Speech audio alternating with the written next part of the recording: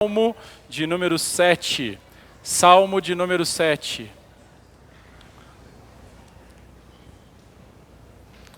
Nós vamos continuar nossa série de estudos nesse maravilhoso livro. Estamos estudando cada um dos salmos sequencialmente. E eu convido você a ficar em pé, nós vamos fazer a leitura desse capítulo todo. São 17 versos. Vai ajudar um pouquinho a gente ficar focado aqui. Salmo de número 7. Diz assim a palavra do nosso Deus, começando ali no título do capítulo, tá ok? Que diz, oração pedindo justiça, cântico de Davi, entoado ao Senhor com respeito às palavras de Cushi, benjamita. Esse é o título desse salmo. Diz assim a palavra do nosso Deus. Senhor, meu Deus, em ti me refugio. Salva-me de todos os que me perseguem e livra-me, para que ninguém, como leão, me arrebate, despedaçando-me, não havendo quem me livre. Senhor, meu Deus, se eu fiz isso que me culpam, se cometi alguma injustiça, se paguei com o mal a quem estava em paz comigo, eu, que poupei aquele que sem razão me oprimia, então que o inimigo me persiga e me alcance. Pisoteie no chão a minha vida e reduza a pó a minha glória. Levanta-te, Senhor, na tua indignação, mostra a tua grandeza contra a fúria dos meus adversários e desperta-te em meu favor, segundo o juízo que designastes. Reúnam-se os povos ao redor de ti, e das alturas domina sobre eles. O Senhor julga os povos. Julga-me, Senhor, segundo a minha justiça e segundo a integridade que há em mim. Que cesse a maldade dos ímpios. Fortalece o justo, pois sonda a mente e o coração, ó Deus justo. Deus é o meu escudo. Ele salva os retos de coração. Deus é justo juiz. Deus que sente indignação todos os dias. Se alguém não se converter, Deus afiará a sua espada. Já armou e deixou pronto o seu arco, para ele já preparou armas mortais, fez as suas setas inflamadas. Eis que o ímpio está com dores de iniquidade. Concebeu a maldade e dá luz à mentira. Abre e aprofunda uma cova e cai nesse mesmo poço que faz. A sua maldade recai sobre a cabeça e sobre o próprio crânio desce a sua violência. Eu, porém, louvarei o Senhor segundo a sua justiça e cantarei louvores ao nome do Senhor Altíssimo. Vamos nos dirigir a Deus em oração mais uma vez. Pai, nós pedimos que o Senhor nos direcione agora no estudo da sua palavra, para que nossas mentes e corações sejam abertos, a fim de que possamos entendê-la cada vez mais claramente. Porque em nome de Jesus que nós oramos ao Senhor. Amém. Pode se assentar? Gostaria de reconhecer antes se tem alguém que nos visita hoje. Temos aqui do meu lado direito alguém que nos visita pela primeira vez? Só levanta a sua mão.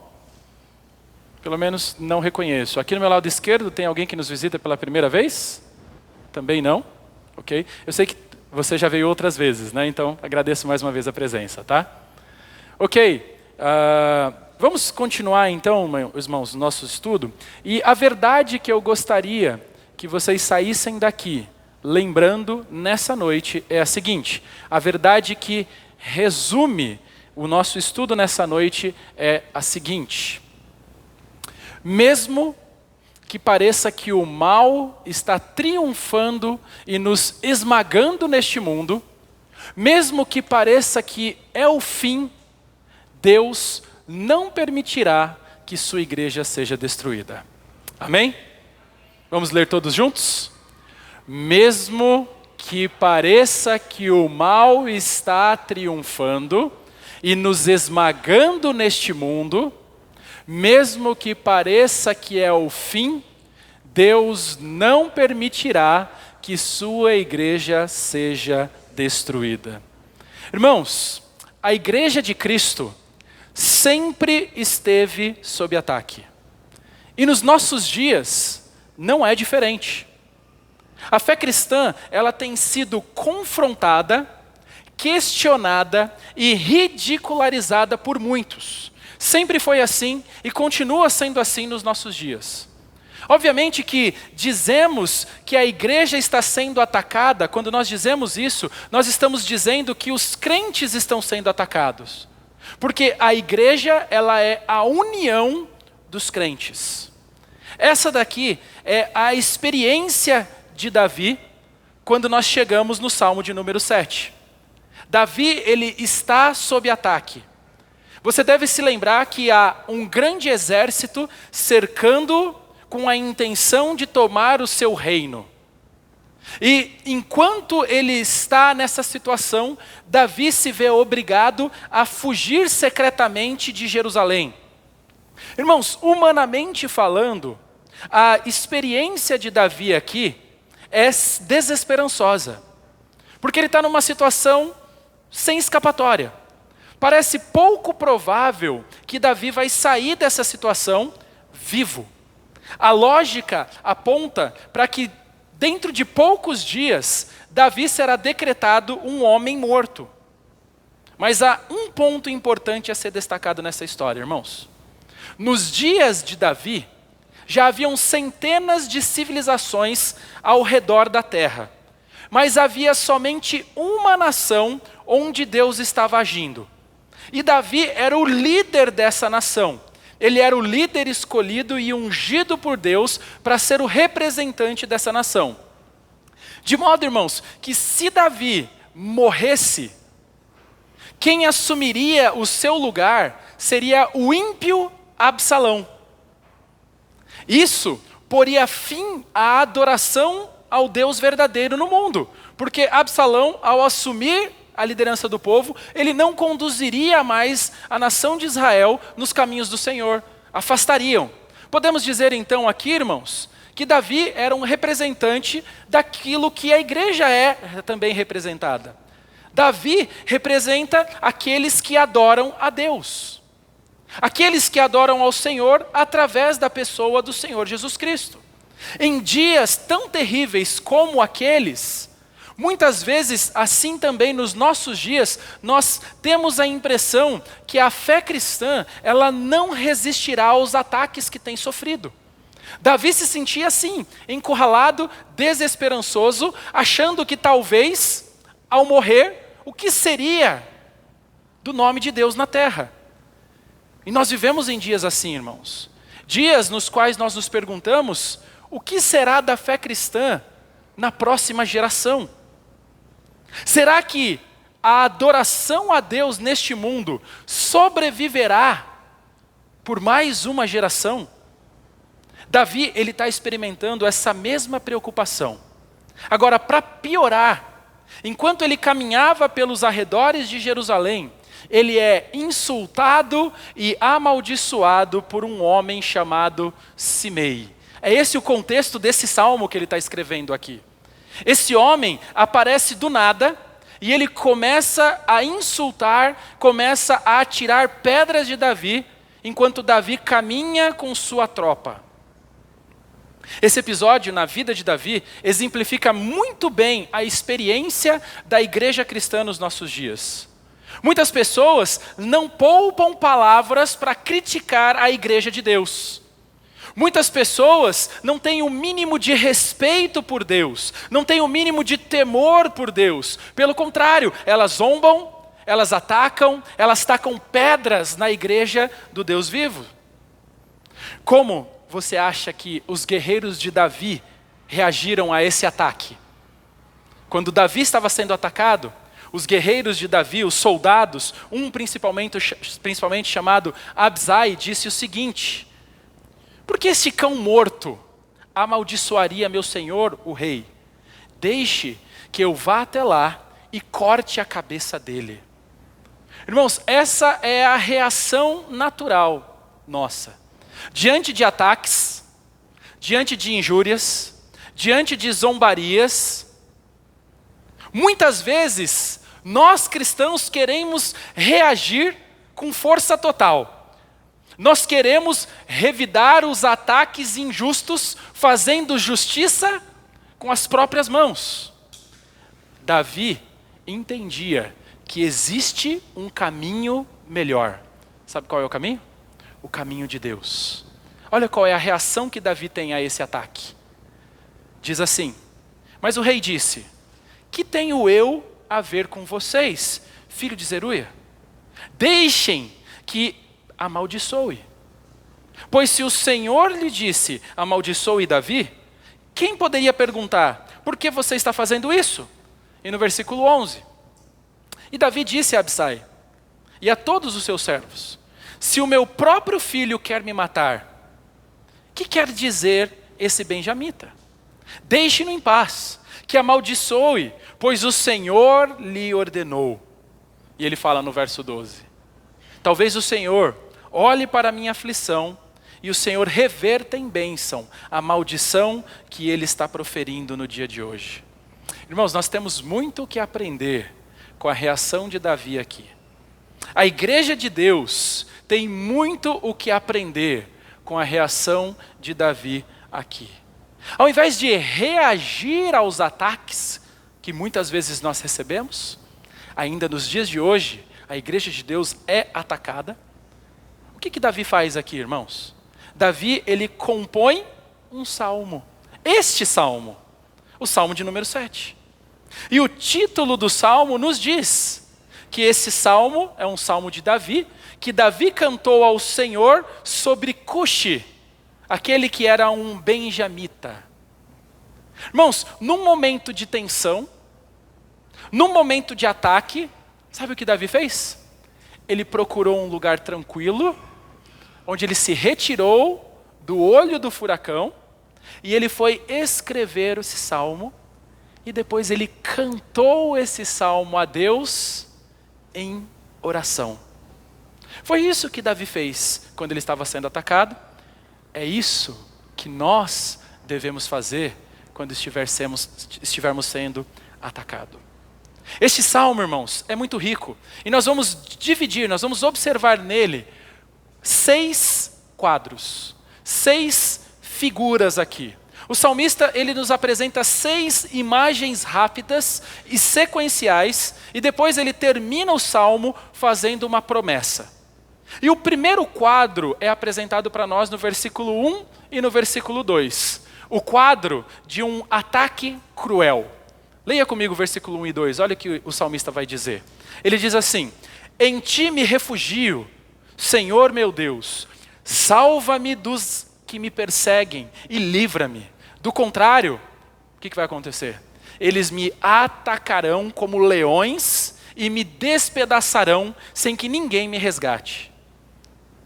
Irmãos, aqui está a figura de um homem inocente caminhando pela estrada e de repente sai um maluco dos arbustos como um leão e começa a atacá-lo com a intenção de despedaçá-lo. Essa é a intenção daquele homem. Eu não sei se você já viu uma cena assim, mas em 2016, um leão, ele escapou de uma reserva no Quênia. E ele atacou um homem violentamente. Na época, os jornais, eles exibiram um vídeo do leão atacando um homem no meio da rua e várias pessoas gritando desesperadamente. Só não foi uma tragédia maior, porque vários guardas agiram rapidamente e eles contiveram o leão. Agora, imagine se nós não tivéssemos guardas armados e preparados para conter aquele leão. Quantas pessoas ele poderia ter despedaçado? Essa é a situação de Davi. Tem leões atacando e não tem ninguém para contê-los. Davi estava experimentando isso. Essa é a situação da igreja muitas vezes. A igreja está sendo atacada pelos leões. O mundo ataca fortemente a igreja de Deus. O mundo quer destroçar a igreja.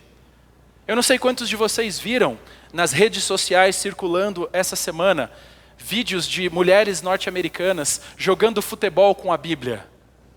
Isso porque elas estavam em rebelião contra a proibição do aborto nos Estados Unidos. Depois de décadas, onde o aborto era legal nos Estados Unidos, finalmente eles cancelaram essa lei, agora é ilegal. E as mulheres estavam revoltadas e descontaram toda a sua revolta jogando futebol com uma Bíblia no meio da rua, chutando umas para as outras, e depois pegaram essa Bíblia, foram até um banheiro químico e jogaram dentro da privada.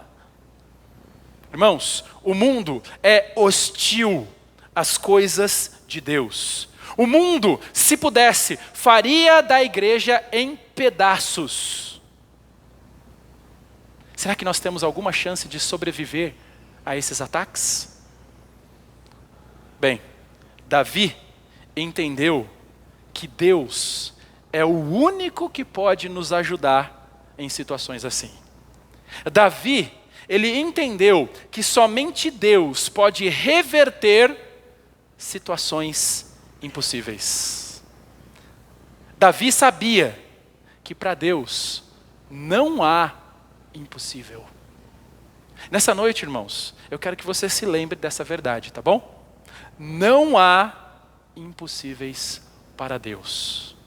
Não existe problema que Deus não possa resolver. Não existe coração endurecido que Deus não possa quebrar. Não existe dor que Deus não possa curar. Não existe pecado que Deus não possa perdoar. Você que é um cristão aqui nessa noite, você sabe muito bem sobre o que eu estou falando. Porque você já experimentou a ajuda de Deus em uma situação impossível. Sabe qual é? Você estava morto nos seus delitos e pecados. Você estava numa situação impossível. Você era inimigo de Deus. Você estava condenado ao inferno. Por quê? Por causa dos seus pecados. Você merecia a ira e a justiça de Deus. Você merecia que o cálice da ira de Deus fosse derramado sobre a sua cabeça. Sua condição era desesperadora. E não havia nada que você pudesse fazer para mudar esse quadro. Boas ações não são suficientes. Religião não é suficiente. Orações, penitências, velas, jamais conseguiriam apagar os pecados que você havia cometido. Você estava numa situação desesperadora. E não havia nada que você pudesse fazer para mudar esse quadro. Mas Deus, Ele mudou a situação. Alguns aqui presentes nessa noite viram o agir do Deus dos impossíveis. Ele resgatou você, Ele chamou você, Ele libertou você dos poderes das trevas, e de uma forma irresistível, você atende a esse chamado, e a partir de então você é feito nova criatura, e os seus pecados são perdoados em Cristo. A ira de Deus que deveria recair sobre a sua cabeça, agora recai sobre Jesus Cristo, e a justiça de Cristo recai sobre a sua vida, e você é a partir de então declarado justo, e agora você tem paz com Deus. Jesus é o único que pode nos trazer de volta a Deus. Isso porque o próprio Deus se fez homem na pessoa de Jesus Cristo, para nos resgatar e nos trazer de volta para Ele. Irmãos, Davi sabe que Deus salva as pessoas de situações impossíveis, porque ele também foi resgatado. Por isso ele diz no versículo 1 e 2, em ti me refugio, meu Deus, salva-me dos que me perseguem e livra-me. Do contrário, eles me atacarão como leões e me despedaçarão sem que ninguém me resgate. Ao invés de enviar soldados para cortar a cabeça de alguém, o que Davi faz? Ele se dirige a Deus. É assim que você e eu devemos agir durante as dificuldades da vida. Não importa qual área. Não importa se você tem problemas familiares, não importa se você tem problemas no trabalho, não importa se você tem problemas financeiros, não importa se seu problema é sua sogra. Não, aí é complicado. Desculpa, sogra. Não importa. Em momentos de dificuldades, nós devemos agir como Davi agiu. Será que você está sem esperança de que as coisas possam mudar na sua vida? Será que você acha que a situação que você está enfrentando hoje é uma causa perdida? Lembre-se, não há causas perdidas para Deus. Por que não? Porque Ele é o Deus do impossível. Muitas vezes, irmãos, nós olhamos para a sociedade ao nosso redor. Muitas vezes nós olhamos para as circunstâncias que nós enfrentamos neste mundo e nessa vida, e nós nos sentimos mal diante de tanta incredulidade. Irmãos, de fato, nós vivemos em um país chamado cristão, mas isso é uma mentira. Nós vivemos em um país pagão, onde o Deus é o próprio ego. Uma sociedade que virou as costas para Deus. Uma sociedade que virou as costas para a palavra de Deus. Nós vivemos em uma sociedade que tem prazer no adultério. Numa sociedade que tem prazer no sexo fora do casamento. Numa sociedade que tem prazer na pornografia. E o pior, nós vivemos numa sociedade que celebra a morte de bebês. As escolas, as universidades, que deveriam ser centro de formação e educação acadêmica, elas estão muito mais preocupadas com ideologias e com a promoção de pautas que são contrárias à lei de Deus. Aí você fala, não, pastor, isso não acontece. Acontece. Os nossos filhos estão sendo doutrinados na escola diante dos nossos olhos e muitas vezes a gente tem ignorado essa realidade. A gente manda os nossos filhos para as universidades e eles voltam de lá totalmente com viés distorcido. Eles encontram um professorzinho doido da cabeça lá, que começa a colocar coisas na mente dele e isso vai desvirtuando. Você tem que lembrar de uma coisa, irmãos. Nenhuma educação é neutra. Nenhuma. Isso é um mito. Isso é uma falácia que tentam te enfiar a goela abaixo. A educação, ou ela estimula a piedade, ou ela é contrária à piedade. E as nossas crianças, os nossos jovens estão lá dentro desses locais, sendo bombardeados todos os dias. E infelizmente, eles não saem ilesos dessa batalha. Nós enviamos os nossos filhos para César. E depois, nós nos surpreendemos quando eles voltam romanos.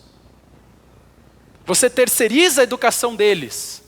E depois você fica boquiaberto com o que eles se tornaram. A escola não é uma esperança. O país não é uma esperança. As igrejas então são. Irmãos, a maioria das igrejas não tem mais o direito de usar esse nome nas suas fachadas. Infelizmente, a maioria das igrejas viraram centro de enriquecimento e de autoajuda. Elas desenvolveram uma religião centrada no homem.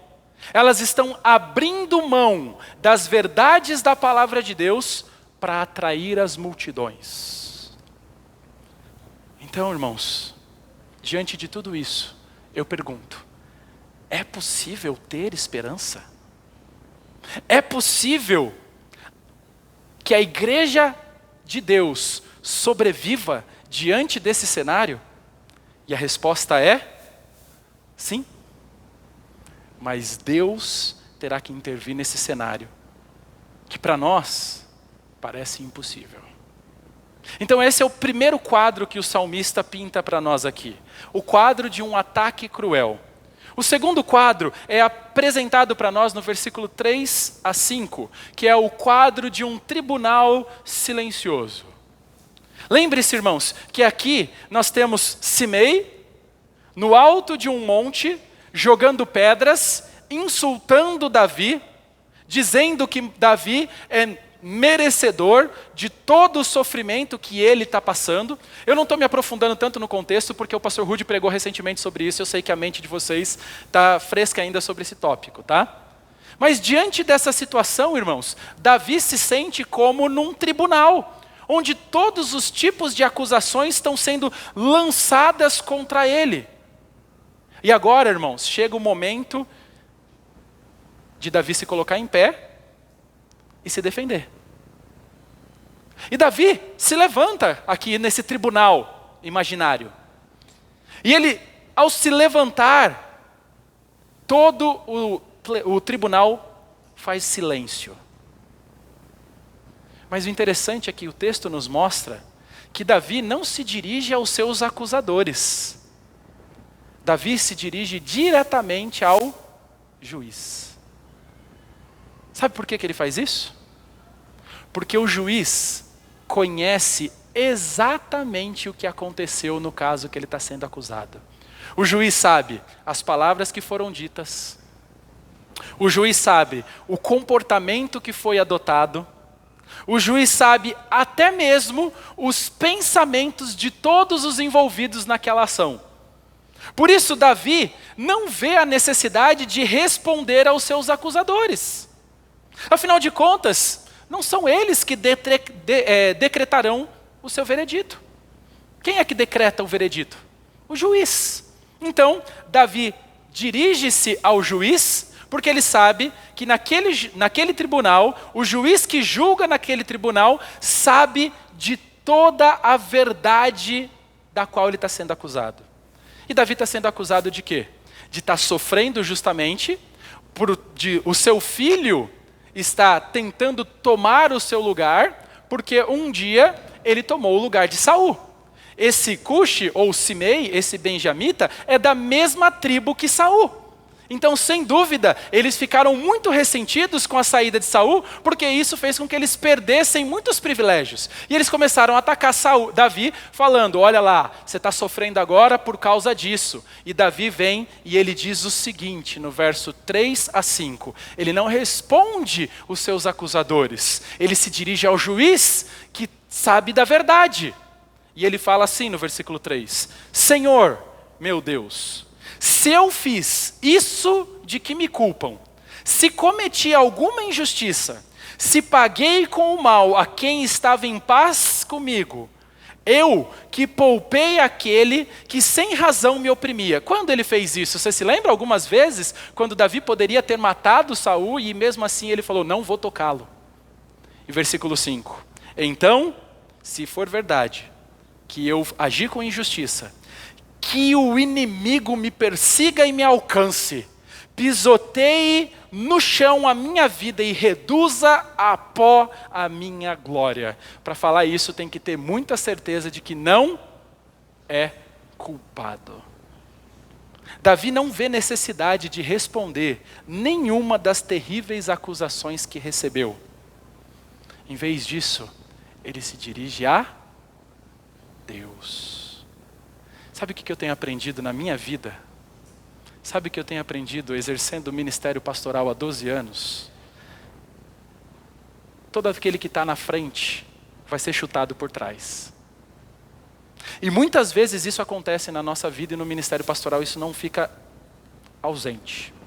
Mas o que eu aprendi foi o seguinte: quando você é falsamente acusado e caluniado, não perca tempo respondendo às acusações dos perversos. Em vez disso, entregue toda a situação a Deus. Foi assim que nosso Senhor Jesus Cristo agiu. Foi assim que Pedro nos instruiu a agir nesse mundo. Olha o que 1 Pedro vai dizer. Pois ele, quando insultado, falando a respeito de Jesus, não revidava com insultos. Quando maltratado, não fazia ameaças. Mas o que ele fazia? Mas se entregava àquele que julga retamente. Sinceramente, irmãos, não é fácil agir assim. Eu sei que, humanamente falando, quando as pessoas te atacam, te caluniam, quando as pessoas te difamam, humanamente falando, a vontade que dá é de se defender. A vontade que dá é de falar poucas e boas. Mas não é esse o ensinamento das Escrituras. As Escrituras nos ensinam a agir diferente. As Escrituras nos ensinam que quando as pessoas te caluniarem, no trabalho, na escola, na família, na igreja, acontece. Não se preocupe com os caluniadores. Não se preocupe em se defender. Apenas fique quieto e deixe que o justo juiz fará o trabalho por você. Só Ele tem a autoridade para julgar vivos e mortos. Não se preocupe. Entregue nas mãos daquele que julga retamente. Isso nos leva ao terceiro quadro apresentado aqui, irmãos, nesse texto. Nós podemos vê-lo nos versos 6 a 8. O terceiro quadro pintado aqui é o quadro de um guerreiro despertando. Olha o versículo 6. Levanta-te, Senhor, na tua indignação. Mostra a tua grandeza contra a fúria dos meus adversários e desperta-te em meu favor, segundo o juízo que designaste. Reúnam-se os povos ao redor de ti e das alturas domina sobre ele. O Senhor julga os povos. Julga-me, Senhor, segundo a minha justiça e segundo a integridade que há em mim. Davi, irmãos, aqui não se vê sozinho. Davi se vê ao lado de um grande guerreiro que está despertando do sono. E este é um guerreiro forte e poderoso. Mesmo que Davi esteja cercado pelos seus inimigos, mesmo que esses inimigos estejam o atacando com toda a força, isso não faz com que Davi fique desesperado, porque ele sabe que ao seu lado tem um guerreiro poderoso que sozinho pode vencê-los com um só golpe. Porque Deus é o juiz que julgará todos os povos. Isso está descrito no verso 8. Davi chama esse juiz para julgar a sua integridade. Davi acreditava que Deus, por ser justo, jamais permitiria que o mal triunfasse. E de fato, irmãos, essa é a nossa esperança, de que o mal jamais vai triunfar. O mal será vencido. O final da Bíblia diz isso. Nós sabemos o final da história. O mal que é tão amplamente difundido no nosso mundo vai acabar. Não é para sempre. Mesmo que a gente olhe e fale, não parece que está acabando. Realmente, humanamente falando, é impossível. Se Deus não intervir, se Deus não interferir na situação para vencê-los, nós somos simplesmente incapazes de acabar com o mal no mundo. Mas Deus não. Você, não importa o que você faça. Você pode lutar, chorar, espernear, se desesperar. Nós somos incapazes de obter a vitória com as nossas forças sobre as forças do mal. Mas quando Deus intervém, e entenda, Ele sempre intervém, o mal é aniquilado. O mal, ele é acabado. Então nós podemos olhar para o mal, irmãos, como um inimigo derrotado. Isso, sem dúvida, é motivo suficiente para nós confiarmos. Porque basta Deus se levantar e todo o mal será derrotado. Isso nos leva para o próximo quadro aqui, nesse salmo.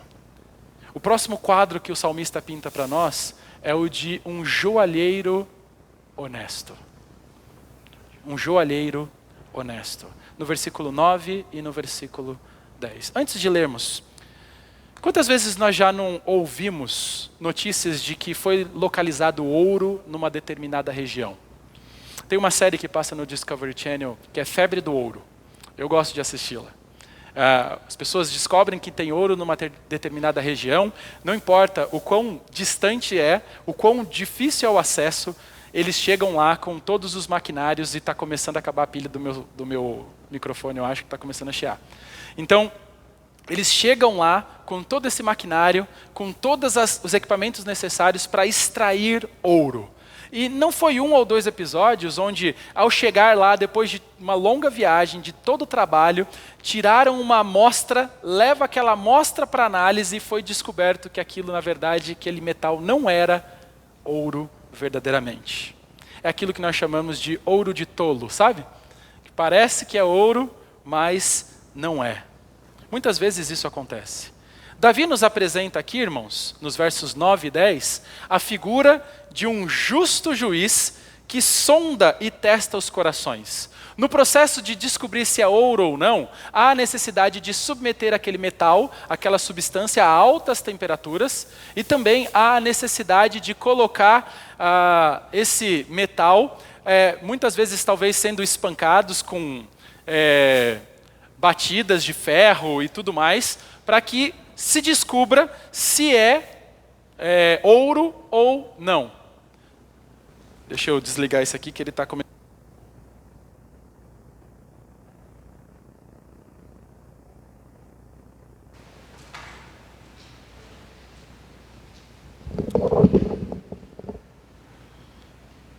E aqui Davi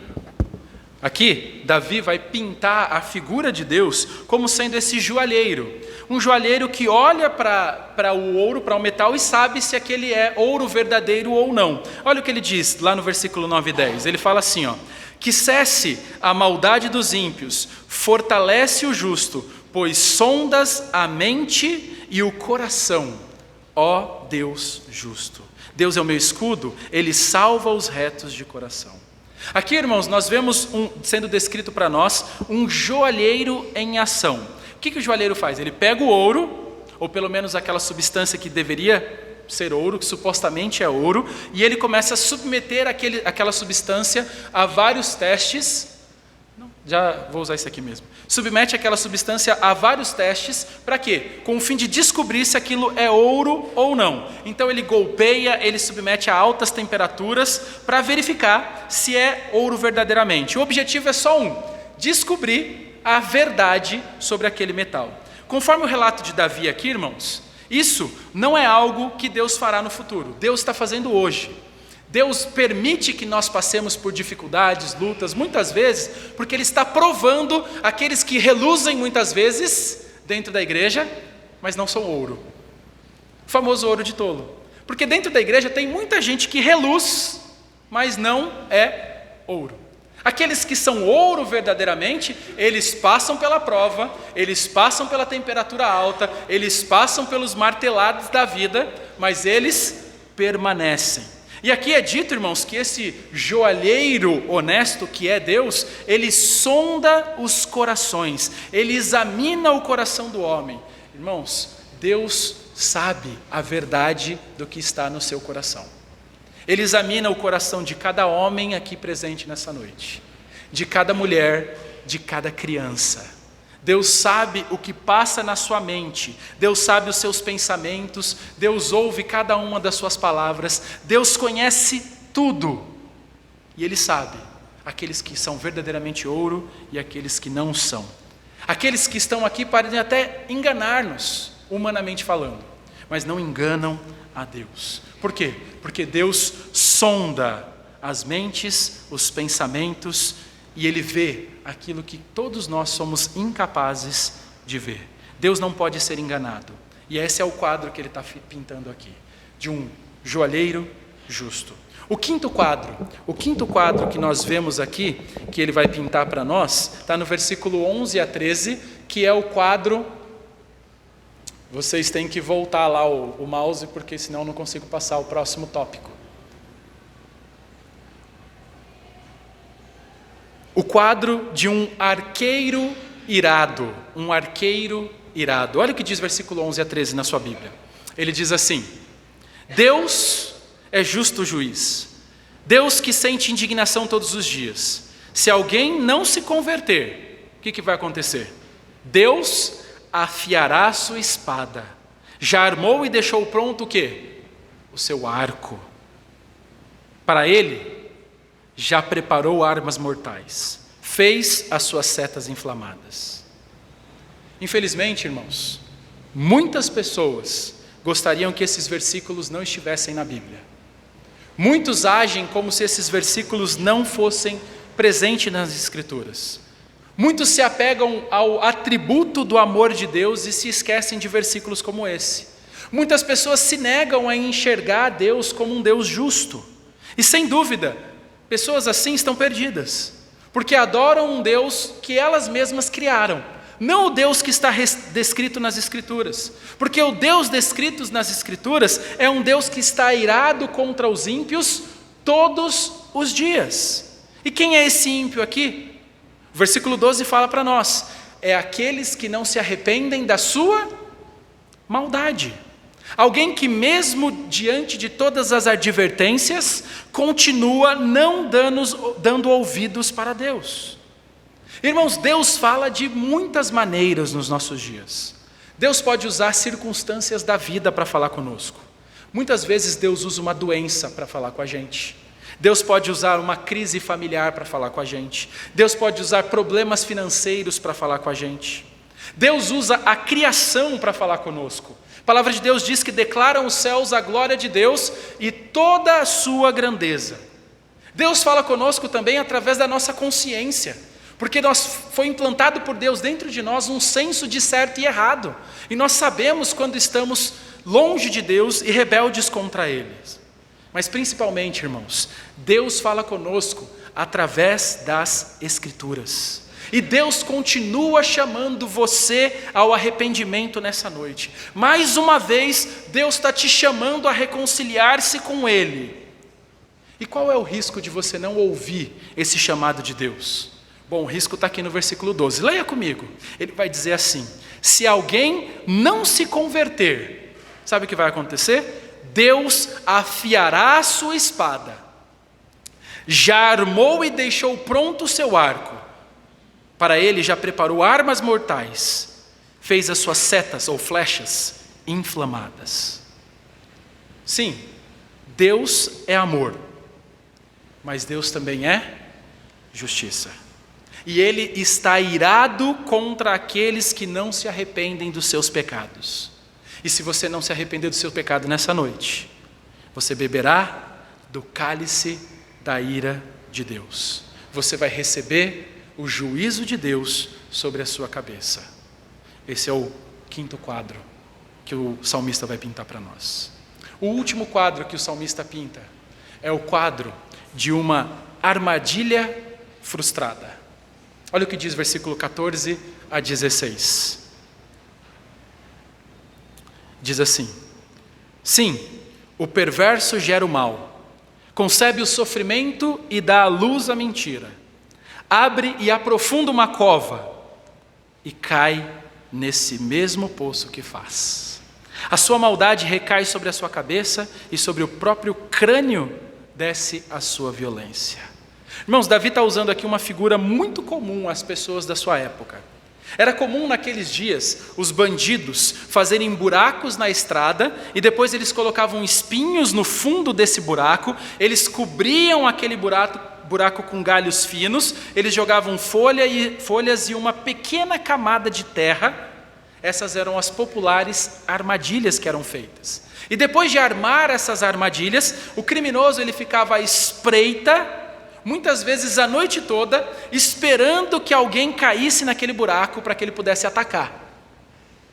Sempre na história, irmãos, existiram pessoas armando ciladas para a igreja. Sempre na história existiam pessoas tramando derrubar a fé cristã. Esses indivíduos estão tramando e encorajando o mal do mundo. São os conhecidos inimigos da cruz. Mas qual será o fim dessas pessoas? conforme Davi diz aqui no versículo 15, eles caem na própria armadilha que fizeram. O mal que eles planejam contra a igreja de Deus, o mal que eles planejam contra os crentes, recai nas suas próprias cabeças.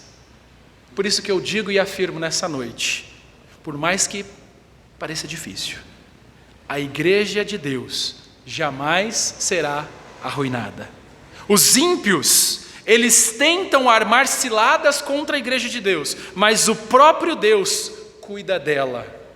O próprio Deus coloca a igreja em segurança.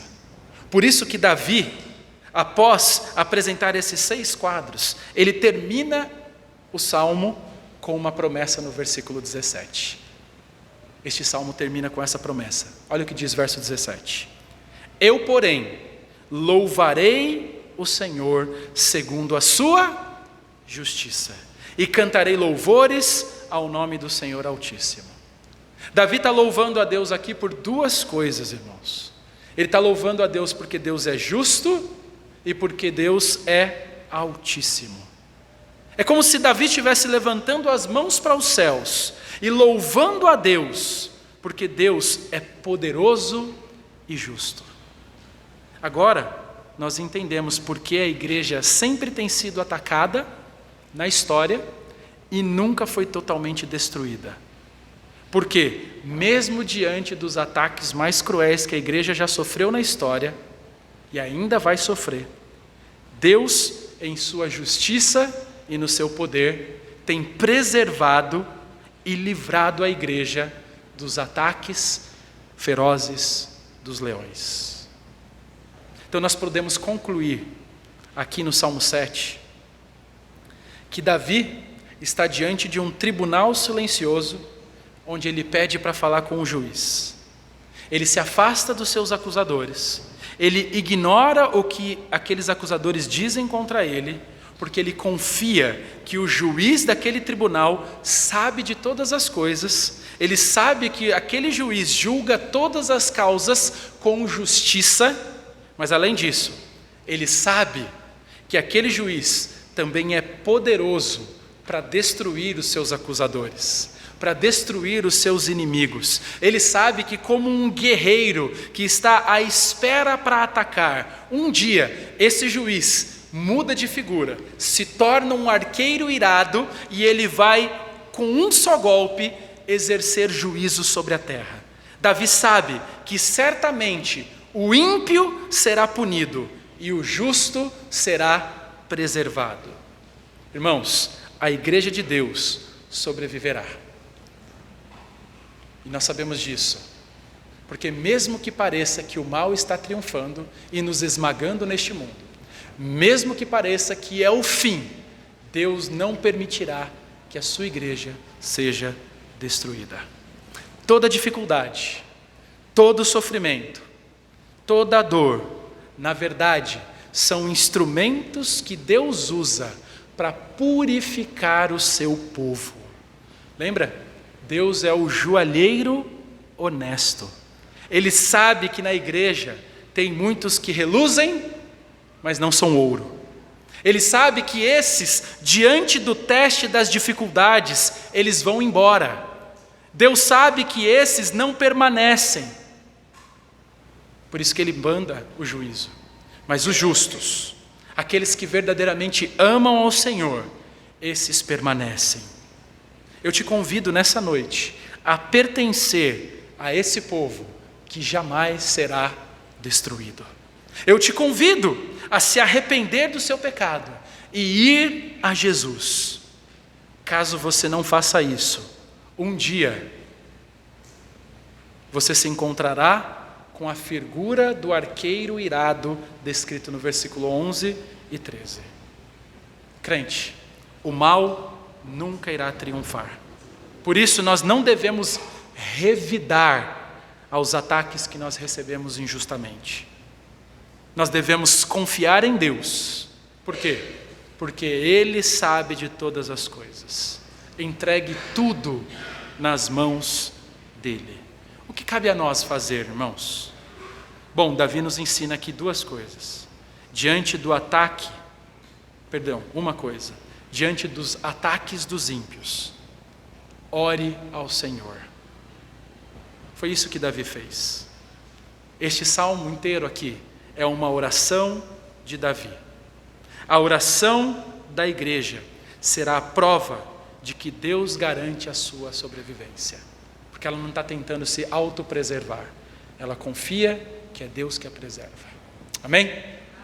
Vamos orar. Pai Celestial, nós somos gratos porque o Senhor é um juiz justo. O Senhor cuida de nós, o Senhor cuida da sua igreja e o Senhor preserva a sua igreja. Mesmo em dias tão cruéis e terríveis como os nossos, onde muitas vezes nós imaginamos que somos a última geração que talvez temerá o Senhor. O Senhor promete que ainda preservará o seu povo. Ó Deus, ajude-nos como povo do Senhor a orarmos a Ti, a dependermos de Ti, a confiarmos em Ti. Ajude-nos como povo do Senhor a entender que o Senhor continua agindo na história da humanidade no meio do Teu povo, da Tua igreja, e que nós possamos descansar, sabendo que o Senhor cuida e zela do seu povo. Porque é em nome de Jesus que nós oramos. Amém. Convido vocês